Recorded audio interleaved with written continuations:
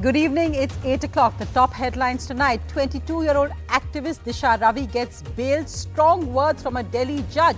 Says the call for violence in this toolkit is conspicuously absent. Strong words. The Delhi police there also adds that citizens are conscience keepers of the government in democratic nations, and sedition is not to minister to wounded vanities of the government. Disha's mother says parents have to stand by their children. She can't wait for Disha to come home so she can hug her. India's COVID cases are at the highest weekly average since January. Maharashtra reports double Kerala's cases in the last 24 hours. 76% of total cases in India are in Maharashtra and Kerala. As Punjab cases rise as well, they announce new COVID curves. The Reserve Bank of India now suggests that high indirect taxes on petrol and diesel must be reduced amid worries over rise in inflation. The petroleum minister says bring fuel under GST rates. In Mumbai, petrol prices now near a century.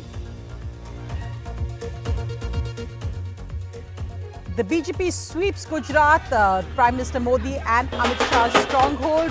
Major wins in civic polls. The Congress's performance is dramatically worse.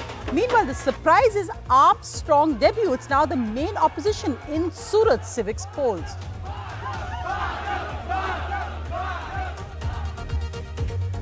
Chief Minister Mamta Banerjee at her nephew's house just before the CBI arrives to question his wife. Mamta Banerjee being there, expression of solidarity with her nephew Abhishek Banerjee. The BJP attacks.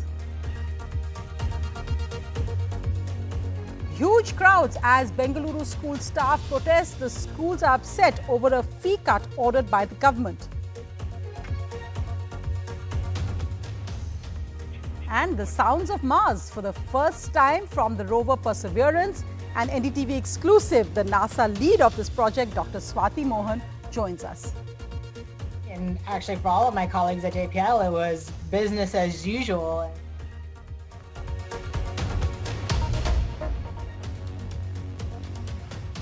Our lead story tonight, well, strong words from a lower court judge today as he granted bail to 22-year-old activist Disha Ravi. He also had strong words to the Delhi police saying there was absolutely no evidence which linked Disha Ravi to any call for violence in that so-called toolkit, also adding that there's also no evidence to link Disha Ravi with a group which the Delhi police had described as Khalistani. He also had strong words on what exactly constitutes sedition, saying sedition can't be used to minister to wounded vanities of a government. Climate activist Disha Ravi was granted bail today by a Delhi court in what's been called the Toolkit case. The 22-year-old was picked up in Bengaluru by the Delhi police and charged with sedition, among other things, after global icon and climate activist tweeted a document, a toolkit on the farmers' protest. Saying the evidence on record against her is scant and sketchy, the additional session judge Dharmendra Rana of Patiala House Court in a hard-hitting order wrote, perusal of said toolkit reveals that any call for any kind of violence is conspicuously absent. Citizens are conscience keepers of government in any democratic nation. Citizens cannot be put behind bars simply because they choose to disagree with state policies. Offence of sedition cannot be invoked to minister to wounded vanity of governments. Right to dissent firmly enshrined under Article 19 of Constitution. In my considered opinion, the freedom of speech and expression includes the right to seek a global audience. There are no geographical barriers on communication. A citizen has the fundamental right to use the best means of imparting and receiving communication as long as the same is permissible under the four corners of law and as such have access to audience abroad. The judge also said in the order, there is not even an iota of evidence brought to my notice connecting the perpetrators of the violence on 26 Jan with the said PJF or the accused. The police claims Poetic Justice Forum is a pro-Khalistani group. Disha, who was arrested in the toolkit case, has been behind bars for 9 days. Today, Shantanu, another accused, also moved for bail in the same court. Disha, Shantanu and the third accused, Nikita Jacob, were brought face-to-face by the police for questioning. After submitting two sureties of Rs 1 lakh each, the climate activist Disha Ravi will finally be released from Tihar jail. The bail order, however, is likely to be scrutinized far and wide, given the number of contentious arrests in the recent months from comedians to journalists. With camera person Gauri Prasad, I'm Akshay Dongre for NDTV. And Disha's mum, who's hoping to see her daughter soon, spoke exclusively to NDTV. She said that parents must stand by their children and thanked all those who had come out in support of Disha. When Disha will come back, first thing what will you do? मेरे बेटी को ಅಪ್ಕೊಂಡು ಅವಳಿಗೆ ಊಟ ಮಾಡಿಸ್ಬೇಕು ಅನ್ನೋದಷ್ಟೇ ನನಗೆ ಇರೋದು.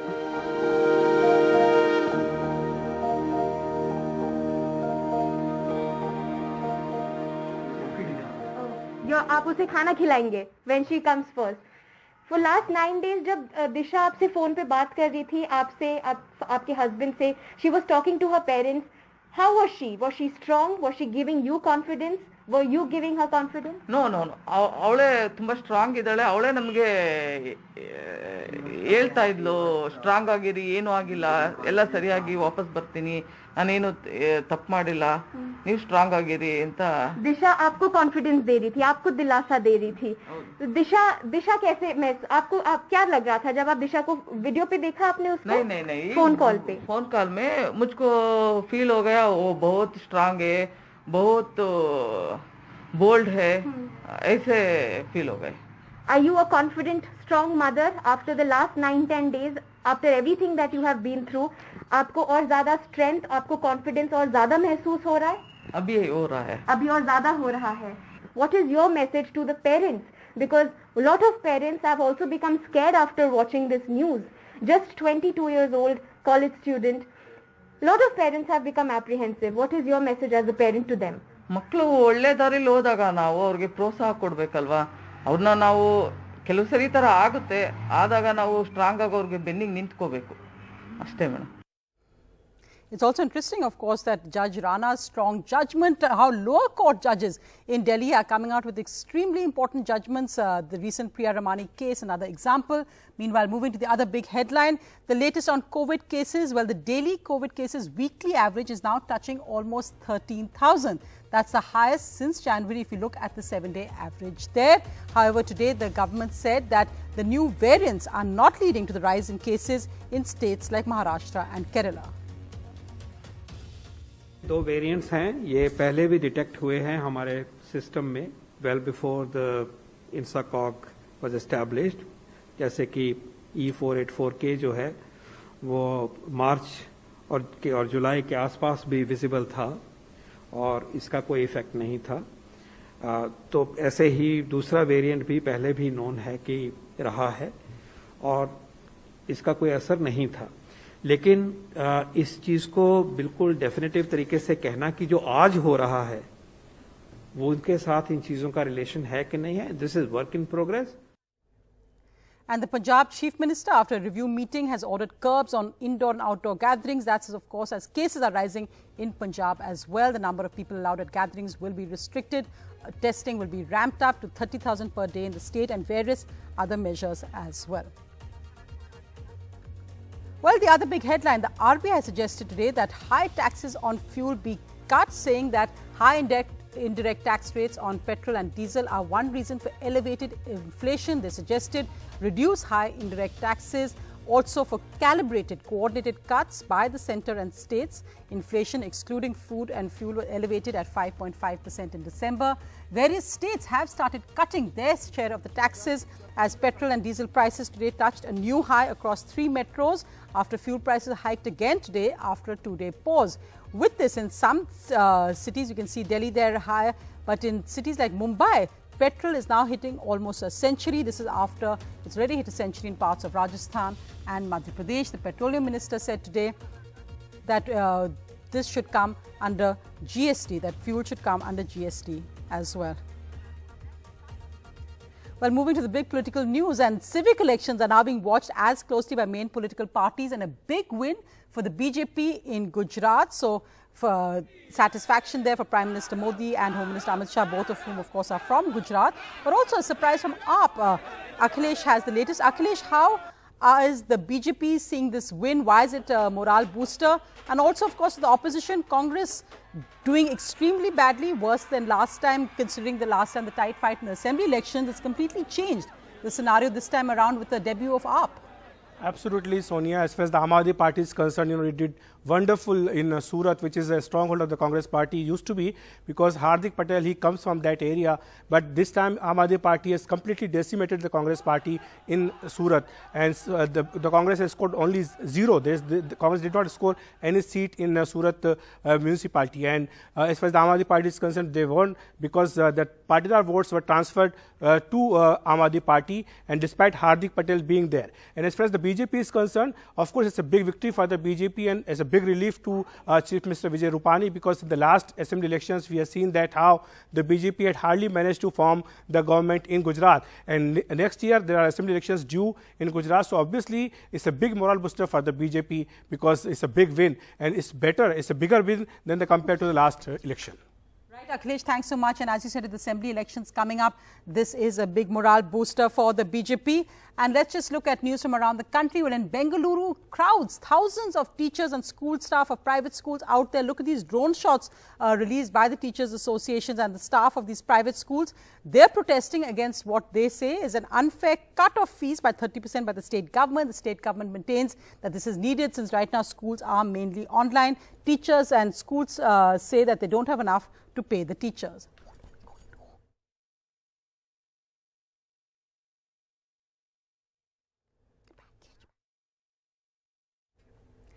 Well, let's go across now to our special focus, our exclusive on NDTV tonight. But first, the sound of Mars for the first time. Let's listen to this. This has come from NASA's rover Perseverance.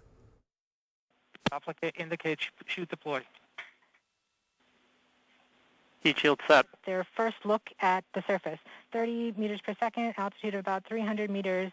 Accordion, which means we are conducting the sky crane. Touchdown confirmed. Perseverance safely on the surface of Mars, ready to begin seeking the signs of past life.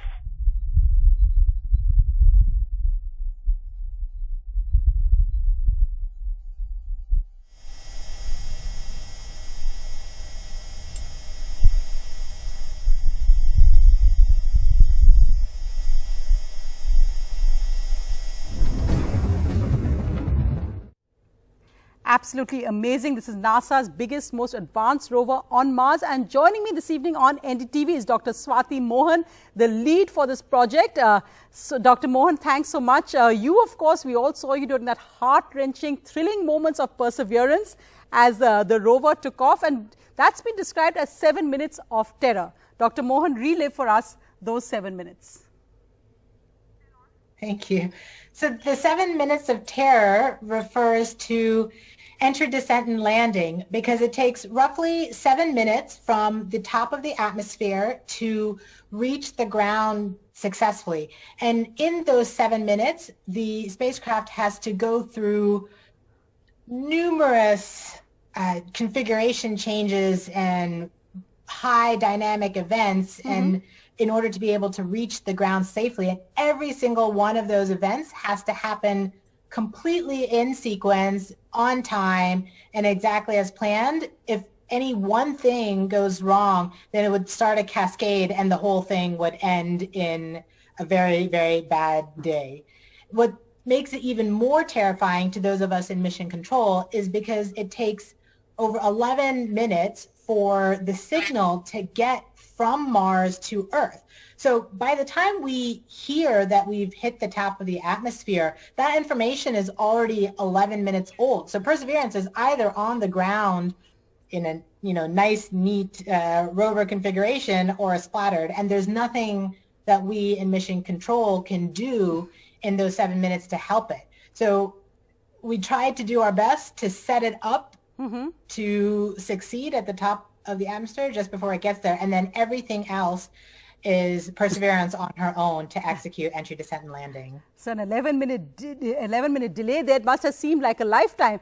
But also, Dr. Mohan, the fact that this actually happened at a time when the United States is battling its highest ever deaths of over 500,000 now in the midst of corona pandemic, it really was a triumph in so many different ways, a feel-good moment, not just for the United States, but also for the world, that we are actually pushing the boundaries, the frontiers of science.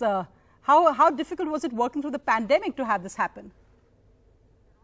It was I think I might still be in the surreal feeling of it still needs to sink in that it's actually happened.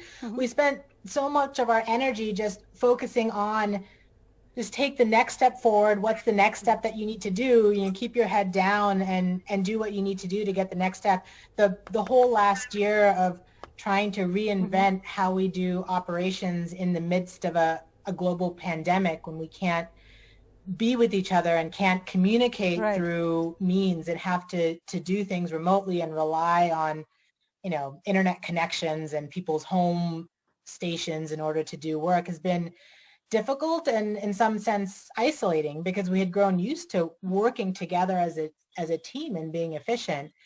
To be able to, I think there were a lot of emotions that last day in the landing room because that was the first day that the team had actually been together in since the pandemic began. And even that was only half of what we had hoped would be able to be in that room. But before even that, we had kept it limited so that even for all of our simulations, our training runs that we had done for landing day, they were even less than what you saw on landing day, less than a quarter of that. So to be there finally on landing day with at least that team in person for the first time in over a year and then to have it go successfully was just an enormous relief and awe factor that we were able to really cement our bonds as a team and work together to persevere and get to this point and have it succeed. For perseverance in a sense, Dr. Mohan. But tell us a bit about your personal journey because, of course, I mean, I think everyone in India was so proud to see you, an Indian American, there in a sense the lead of this project. You actually left India when you were just one year old. Tell us about your personal journey to where you are today. My family emigrated from India when I was very young. I had a fairly traditional upbringing at home of Indian cultures and values. In terms of work, I was really inspired into space as a child and watching Star Trek and seeing those beautiful images that they had rendered of space. And that's how I became curious about it. I would read as a child these nonfiction books on what nebula were and what the Big Bang Theory was and planetary exploration. And it just kept growing from there. It wasn't until I was a junior and I took my first physics class that I started to understand what engineering really was about and that there was a way to connect these two and not just have a job, but actually to have a vocation that was filled with passion. So I went to Cornell University that actually has a history of working in space exploration and the Mars program specifically. And from there, I tried to intern as many NASA centers as I could. I think I interned at 4 or 5 different NASA centers until I found the niche of what I wanted to do in guidance, navigation, and control. I was super lucky to be able to go to MIT in the Aeroastro department, the Space Systems Laboratory. A lot of the people that I met there in doing the research actually are also with me at JPL. We have a large contingent, not just at JPL, but on the Perseverance rover mission herself. So being able to work with them all the way since grad school has really been a privilege and shows kind of how tight-knit the community is in building space exploration and planetary exploration in particular. Dr. Swati, in a sense, you're a role model for so many young girls around the world and of course Indian girls as well who want to get into space exploration. But what's been also fantastic about the Indian space missions has been the high involvement of women scientists, all those iconic photographs of women scientists really at the controls, also at ISRO here in Bengaluru as well for many of our missions. Interestingly, our ISRO, our own Indian space missions are much, much cheaper than any of the missions abroad. Even our Prime Minister said that often Indian projects cost less than a Hollywood blockbuster to make. What's your perspective on that? And have you watched our Indian space missions and what's your take on them? I watched a little bit and I have to say I've admired the Indian spirit and the tenacity in building these missions. And pursuing them. They're wildly successful. I remember watching the Mars orbiter mission reach Mars and do orbit insertion. It was a beautiful, seamless orbit insertion. It was just a thrill to watch. I'm really heartened that NASA and ISRO are partnering more on missions, like with the NISAR mission, and I hope that can continue in the future. Right, and Dr. Mohan, the focus, of course, as you said, Cornell, MIT, where you've reached today in this absolutely groundbreaking mission to Mars rover Perseverance. But did you expect all the reaction that your bindi would get in the middle of all this? As some comments said that you really rocked the bindi. No, not at all. I mean, I've worn a bindi since I was a child. I wear it most of the days at JPL. So for me, and actually for all of my colleagues at JPL, it was business as usual and how we were dressed. It was a little bit out of our wildest dreams to see that was what was picked up as part of the landing day show. Absolutely. Dr. Swati Mohan, thanks so much for joining me tonight on NDTV. It was great to have you. It was great to have you on the show. Thank you. And finally, well, there's a reason that Einstein Uncle, as he's called, is trending online because of this crazy video of fights between two chaat shop owners went viral, but all's well that ends well. This is a tale of Chaat and Chacha.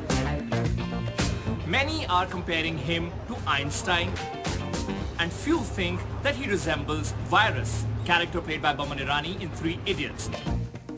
But Chacha is all over the internet because of his looks and also because of this fight that broke on 22nd of February in Bagpat's Barod.